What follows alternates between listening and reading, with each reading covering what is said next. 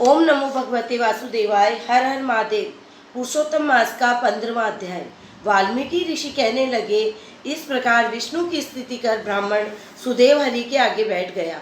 तब भगवान ऐसी स्तुति सुन मेघ के समान गंभीर वाणी बोले, हे वत्स, तुमने बड़ा घोर तप किया है, इसलिए जो इच्छा हो वर मांगो।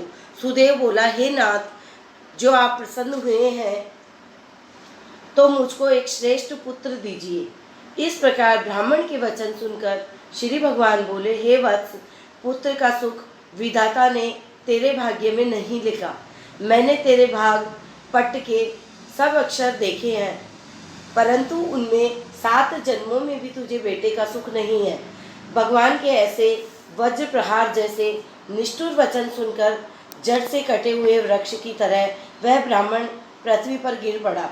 गौतमी अपने पति को इस प्रकार पड़े हुए देखकर अत्यंत दुखी हुई और स्वामी को पुत्र के सुख से रहित देखकर रोने लगी।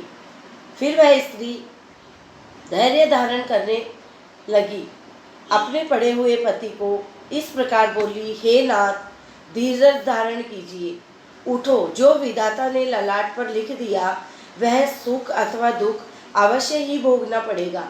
इस प्रकार उस स्त्री के तीव्र शोक से युक्त वचन सुनकर उत्पन्न दुख से कांपता हुआ गरुड़ विष्णु भगवान से कहने लगा, हे हरि, आप इस शोक सागर में डूबी हुई ब्राह्मणी को देखिए और गिरते हुए उसके आंसुओं से व्याकुल ब्राह्मण को देखिए।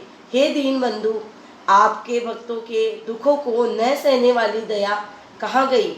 श्री नारायण बोले, इस प्रकार गरुड़ से अमृत समान वचन बोले, हे गरुड़, इस ब्राह्मण को एक मनोगत पुत्र शीघ्र दूंगा।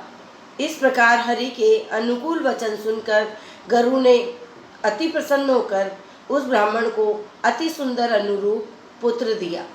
पुरुषोत्तम भगवान की